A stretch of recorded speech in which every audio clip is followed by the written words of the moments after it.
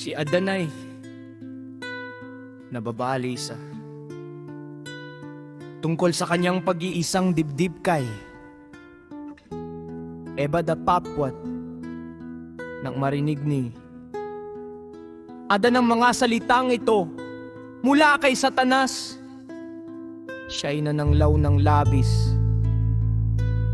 dahil sa kanyang sumpa at pangako, at sinabi, makikiapid ba ako sa aking sariling laman at buto? At magkakasala ba ako laban sa aking sarili upang wasakin ako ng alahaya at burahin ako mula sa ibabaw ng lupa?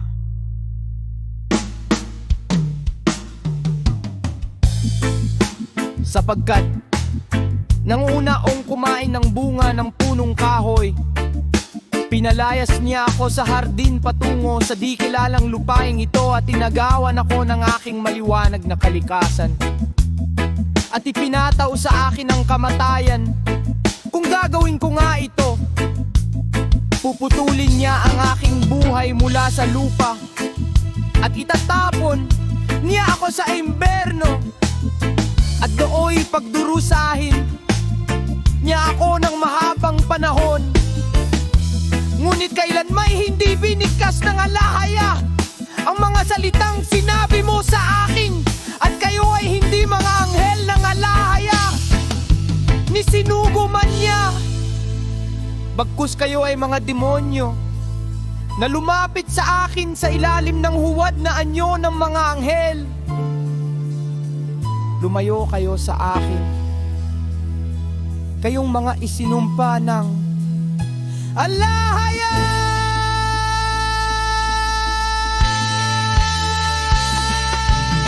At pagdakay, tumakas ang mga demonyong iyon mula sa harapan ni Adan at siya.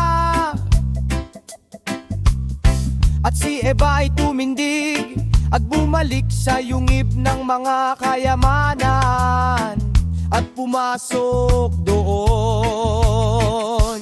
Nang magkagayoy, sinabi ni Adan kay Eva, kung nasaksihan mo ang aking ginawa, huwag mong sabihin kanino man, sapagkat ako'y nagkasala laban sa alahaya sa pamamagitan ng pagsumpa sa kanyang dakilang palalan. At muli kong isinuko ang aking kamay sa kamay ni Satanas.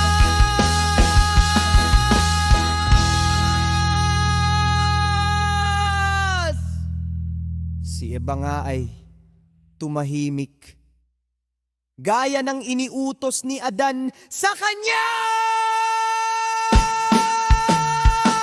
Nang magkagayoy, tumindig si Adan at iniunat ang kanyang mga kamay sa alahaya na humihingi at namamagitan sa kanya ng may luha, upang patawarin siya sa kanyang nagawa.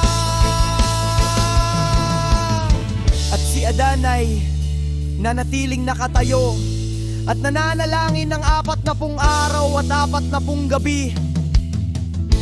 Hindi siya kumain ni uminom hanggang sa siya'y mahimatay sa lupa dahil sa gutom at uhaw.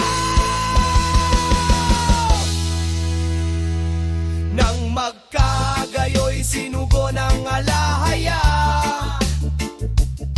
ang kanyang salita kay Adan, na nagbangon sa kanya mula sa kanyang kinahihigan, at sinabi sa kanya, O Adan, bakit ka sumpor sa kananan? At bakit ka muling nakipagkasundo kay Satanas? Ngunit umiyak si Adan at nagsabi, O Aba, Yaaawa alahaya, patawarin mo ako sapagkat ginawa ko ito ng hindi sinasadya. Sa paniniwalang sila'y mga anghel ng alahaya. At tinatawan ng alahaya si Adan, na sinasabi sa kanya, mag-ingat ka kay Satanas.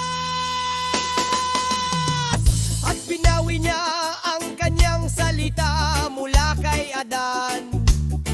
Nang magkagayoy nahugda ng pangamba ang puso ni Adan, at kanyang kinuha si Eva, at sila'y lumabas ng yungib upang humanap ng pagkain para sa kanilang katawan. Natapwag mula sa araw na iyon ay nagdalamhati si Adan sa kanyang isipan tungkol sa pag-asawa kay Eva. Natatakot siyang gawin ito, baka mangalit sa kanyang alahaya.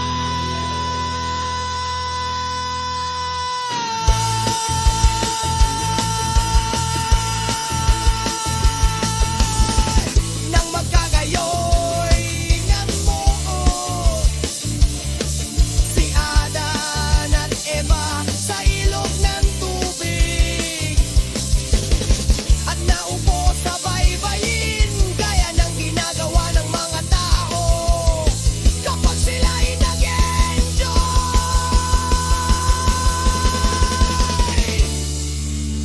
Ngunit nagseselos si Satanas sa kanila, at ninanais niyang sirain sila.